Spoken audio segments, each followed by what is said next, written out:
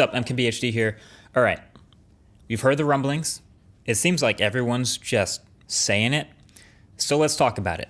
Apple getting rid of the port in the next iPhone. See, all of the best and all of the worst things about Apple products like the iPhone come from the level of control Apple has over them. Now, if Apple's $1 trillion value is any clue, for most people, these are typically good things. Like we were just talking about this with the M1 Max and how this vertical integration is what enables this amazing efficiency. And that kind of started in the iPhones with their great use of smaller batteries and less RAM, and their excellent image and video quality with their image processing pipeline. All the stuff that people love about the iPhone comes from this. But with all of that control, it also means if you're an Apple person, you're along for the ride for the misses too.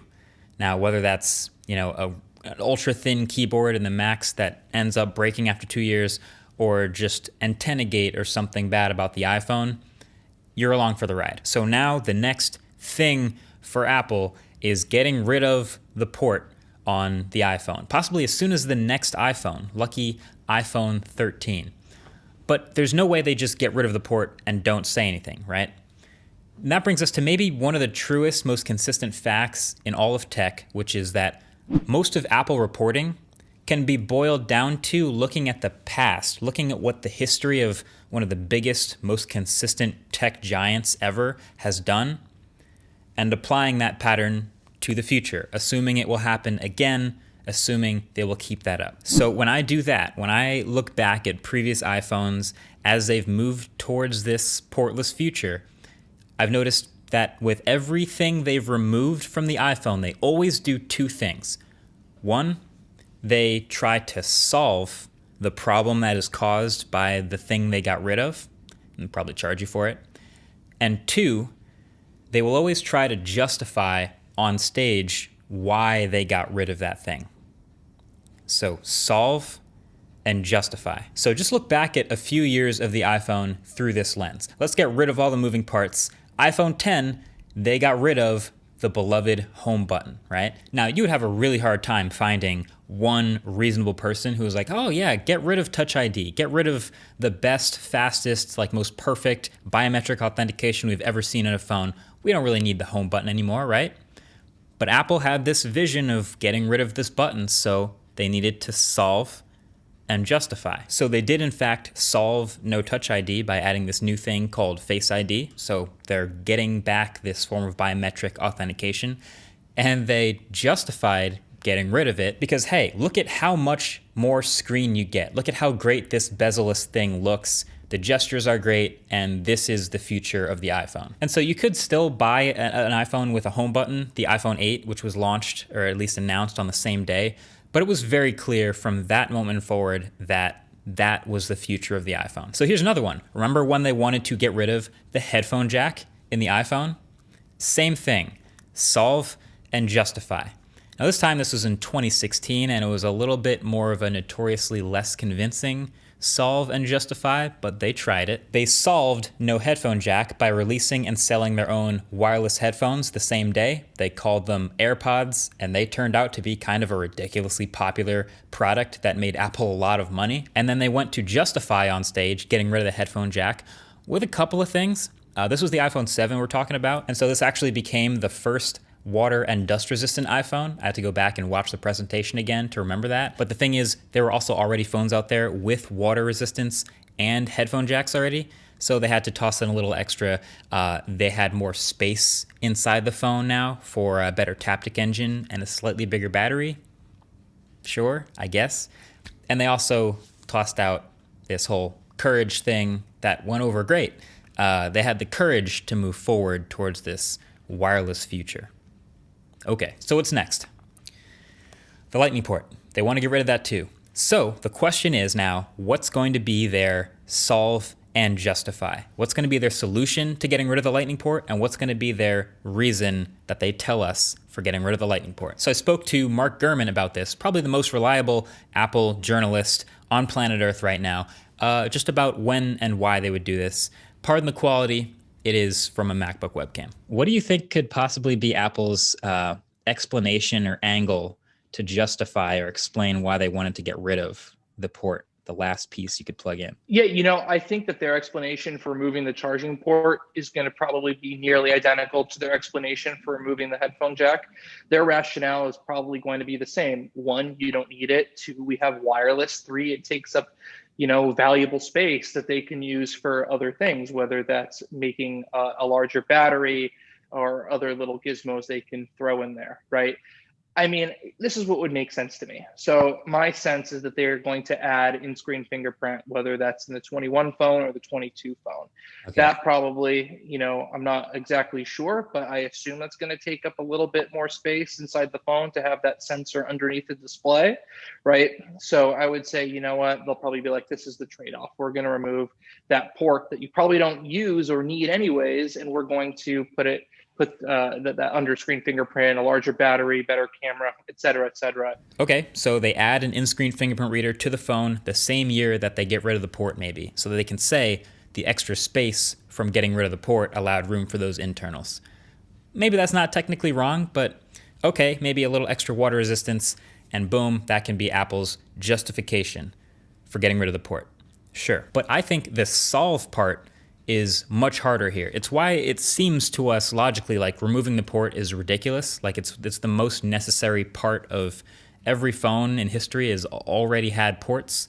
But here's how I think Apple can frame it. So number one, they'll say, we solved it with this whole MagSafe thing, and now we've got this amazing wireless charging solution that slaps onto the back of the phone. It's perfect.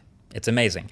And number two, when's the last time you plugged in your phone for anything other than charging? And what really is going to need to happen, to be honest with you, is they can't pull this off unless they put the MagSafe in the box, right? At $40 this year, I'm sure they can get the margins down at higher quantities to being able to feasibly price it at $20 or $30.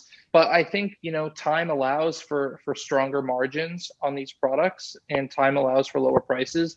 So I think it'll all even out. Trust me, if they move to a portless iPhone and don't include the MagSafe on the box, I'm going to lose my mind on Twitter, right? So, yeah. that would be pretty controversial, and I would be shocked if they did that. But on the other hand, they're the same company that said they're moving away for environmental reasons this year, but really requires you to go ahead and buy that new charger for $40 or $60, depending if you get the MagSafe as well, to really take full advantage of that full power charging. So I guess anything's possible. So I agree with Mark. I think MagSafe kind of has to be in the box logically. But little known fact, do you know how the Apple Watch also ships with that little puck as their own little MagSafe? There's two versions of that. There's actually a plastic and metal version of that little puck charger. Depending on which Apple Watch you get, you might get either the plastic cheaper one or the metal more expensive one. Right now, the only MagSafe available for the iPhone, the one they've just invented, is a metal one. And so I could easily see Apple making a new plastic version around next year or sometime between now and then, which will be cheaper, allowing them to toss it in the box and also save a little money. Now, there are some other uses of the port on the iPhone specifically, things like transferring data when you're setting up a new iPhone, or wired CarPlay for the 99% of cars that don't have wireless CarPlay. But again, if you look at the grand scheme of things, Apple's going to say those are more niche things, and they can dedicate teams of people to solve those problems, like starting a while ago. So they can make maybe a lightning adapter for wireless CarPlay. They can make maybe a perfected wireless iPhone setup. I already use iPhone setup wirelessly when I'm transferring my data from an old one. So they can work on that stuff between now and the next iPhone, and then they'll have their solution. They will have their solve and their justify. What's next then? If they've gotten rid of the home button, they've gotten rid of the headphone jack, they're getting rid of the port, are the buttons next? Oof, that's a good one. I don't see how they can remove the buttons, to be honest. I'm going to go ahead and say the buttons, I think, are here to stay for at least a couple more years, just because buttons are just such a difficult thing to solve and really difficult to justify getting rid of. And actually, as a matter of fact, replacing the buttons on the side of a phone with this pressure sensitivity and haptic feedback has been done before, and it wasn't great. I reviewed the HTC U12 Plus in 2018, which did exactly this.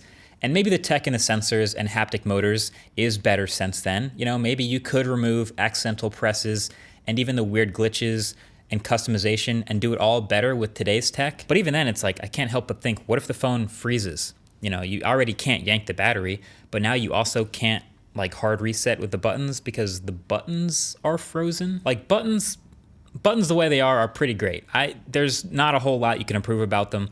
And I think getting rid of them for the tiny little bit of extra space you might gain, or maybe some better water resistance, is just a really tough sell. So I think buttons are here for a while, but again, it's not if, it's when will they eventually get around to changing that too. Fun fact though, there is actually already a completely buttonless, holeless phone. Did you hear about this? It's been tried before. Last year in 2019, along came the Meizu Zero. And this phone had no charging port, no speaker holes, no physical buttons, and no headphone jack. So we've had a completely holeless phone before. How did it go? Well, they got their headlines for sure. Got a lot of people talking about it. And then Meizu made the phone an Indiegogo project. It got a grand total of 39 backers, failed to meet its funding goal, and died. Canceled. So the world wasn't really ready for that yet. Maybe someday we'll look back and say that was ahead of its time, that this whole Meizu Zero thing, it was just ahead of the tech available to it. But at the end of the day, I want to pass the question off to you, Philip DeFranco style. Where do you fall on this whole port thing? If Apple gets rid of the port in the next iPhone, will you just be right up in line getting it and just switching to MagSafe and calling it a day? Or will you be on the other side of that spectrum, raging in the comments about how Apple created a problem and then solved it and conveniently sold you the solution again? I'm curious. I'm sure there'll be a lot of good comments below. And then how do you feel about this whole buttonless, portless future that we're moving towards? Because again, it's Apple starting the trend, but as we've seen so often, maybe 1 or 2 years after Apple does something ridiculous, like getting rid of the headphone jack, it usually ends up becoming a trend. And we start to see it everywhere. So let me know if you're on board with the whole thing or if you hate the idea. We'll hang out in the comments section below, and I think it'll be pretty good. Either way, thanks for watching. If you want to listen to my entire conversation with Mark, it'll be on the next Waveform episode. So definitely subscribe to our podcast if you haven't already to check that. And I'll catch you guys in the next video. Peace.